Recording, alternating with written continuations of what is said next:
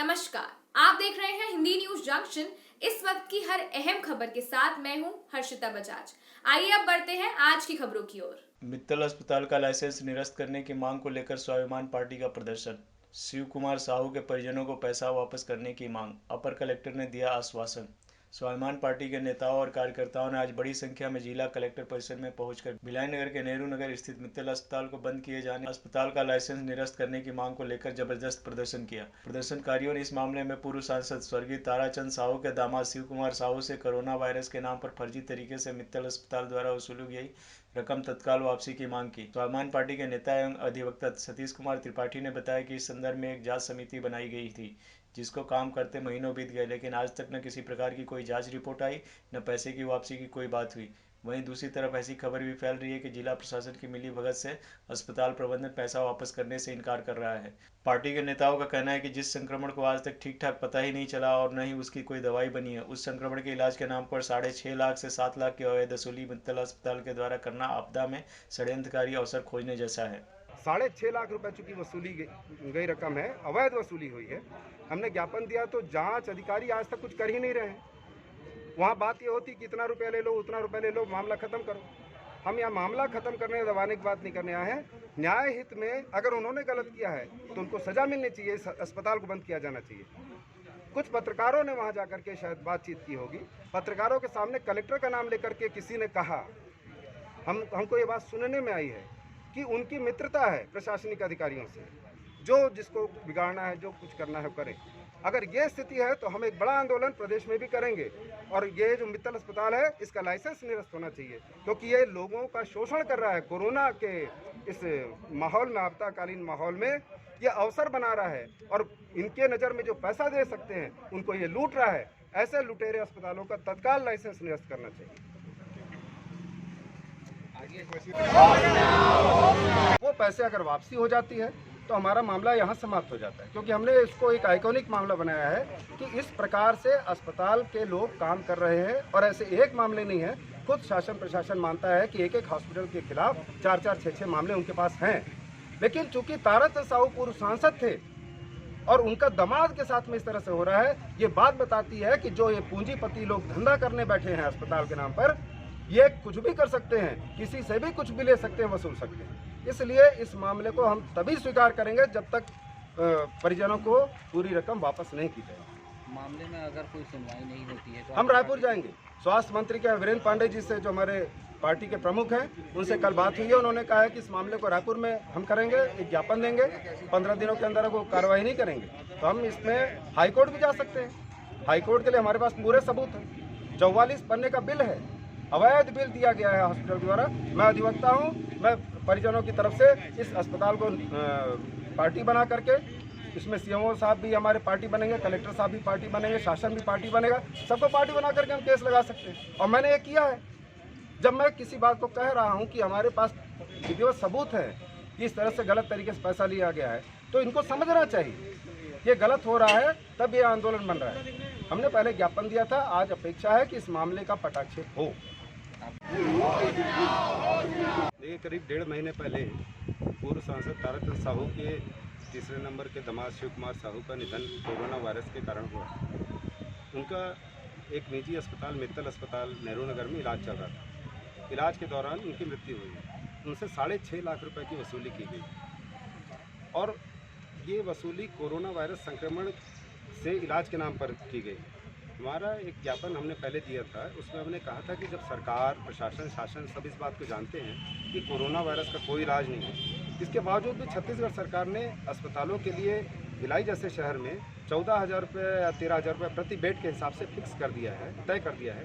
तो ये 6.5 लाख रुपये की जो लूट है, इसको हम कैसे जस्टिफाई कर रहे हैं?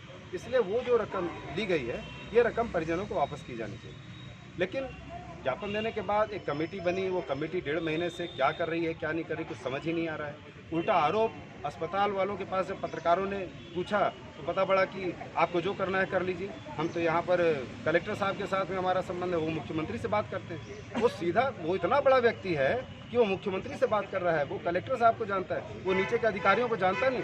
तो इस प्रकार से जो सुनी सुनाई बातें आ रही हैं, इस तरह की बात ये बताती है कि यहाँ अस्पताल में सेवा के नाम पर लूटने का एक षड्यंत्र चल रहा है। इस प्रकार की लूट कोरोना वायरस के नाम पर ये जो मौका खोज रहे हैं, इसको बंद करने के लिए और अस्पताल का लाइसेंस निरस्त करने के लिए हमने आज यहाँ पर ज्ञापन दिया। मित्तल अस्पताल बंद करो, बंद करो, बंद करो। लुटेरों को जेल करो, जेल करो, जेल करो। लुटेरों को जेल करो, जेल करो, जेल करो। मित्तल अस्पताल बंद करो, बंद करो, बंद करो। मित्तल अस्पताल बंद करो, बंद करो, बंद करो। मित्तल अस्पताल बंद करो, बंद करो, बंद करो।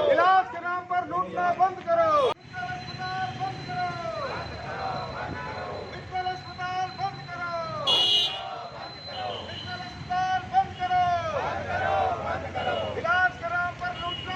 इलाज के नाम पर लूटना बंद करो, बंद करो, बंद करो।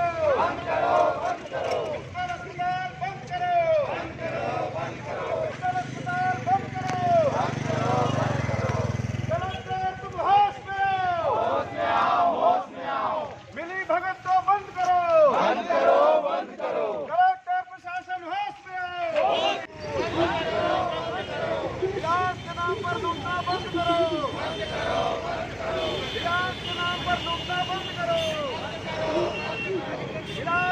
पर लूटना बंद करो।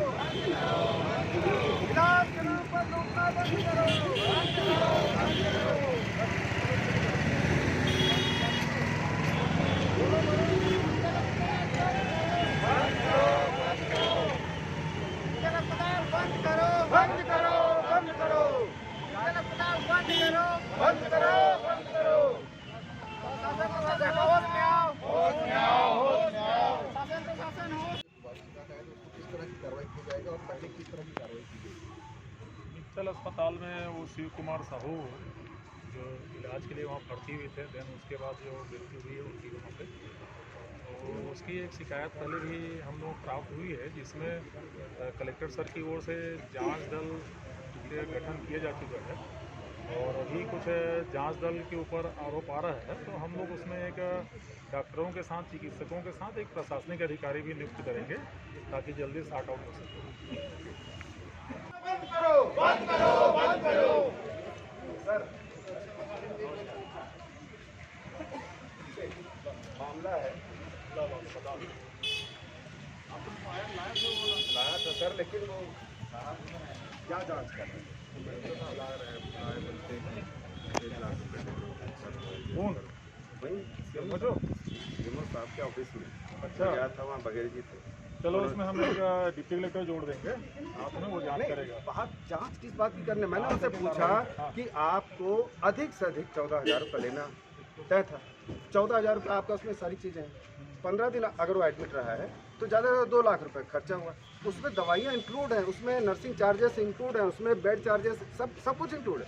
आपने अगर रेमडेसिविर का इंजेक्शन भी दिया है, 10,000 का इंजेक्शन आप 25,000 में देते होगे, 3 इंजेक्शन से ज़्यादा देगा तो आदमी मर जाएगा। तो क्या हम उसके खिलाफ क्या मुकदमा चलाएं? डोज है, डोज फिक्स है, 75,000 उसका जोड़ लीजिए, तो 2,75,000 का अधिकतम बिल होना चाहिए। 6.5 लाख रुपए व्हाट्सअप किए थे वो। जी जी बिल्कुल। मैं तो उसमें बना दिया था उनको सीधा सर, तो वो आगे बढ़ ही नहीं रहा है ना, कुछ गाड़ी बढ़ ही नहीं रही है, वो तो जो फोन में बात हो रही है। मैं तो अस्पताल तक पहुंच करके साला कागज जब्त नहीं किया उस समय, इसीलिए मैं और करता हूँ। अब वो पांडे जी ने फोन भी किया कलेक्टर साहब को कि किसी पत्रकार के सामने ये बात खुल करके आई है कि हमारा तो कलेक्टर साहब से जाओ, जो करना है कर लो, देख लेंगे, हम जानते हैं सब। तो मैंने उनको बोला ना साहब को कि आपका नाम लेकर के बोल रहे हैं, भड़काने के लिए वैसे होता होगा। तो ये आश्चर्यजनक हुआ कि मतलब ठीक है, वो मालूम है कि वो शायद अंबिकापुर के रहने वाले हैं, रायपुर में।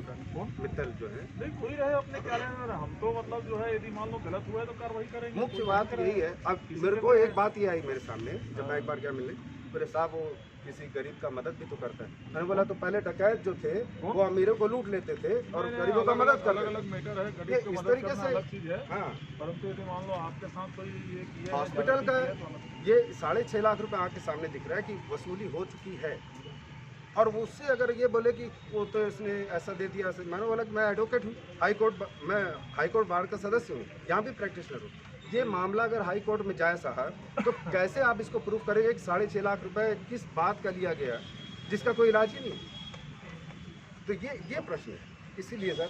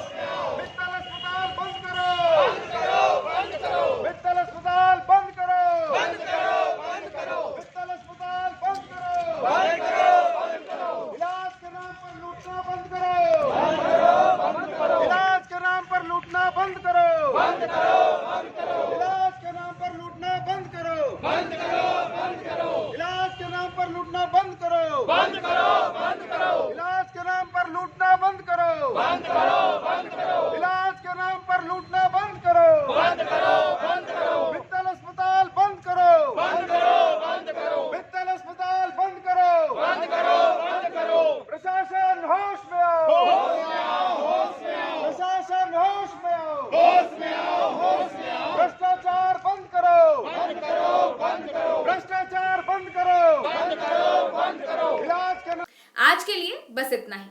आप इसी तरह लगातार खबरों के लिए बने रहिए हिंदी न्यूज जंक्शन के साथ। धन्यवाद।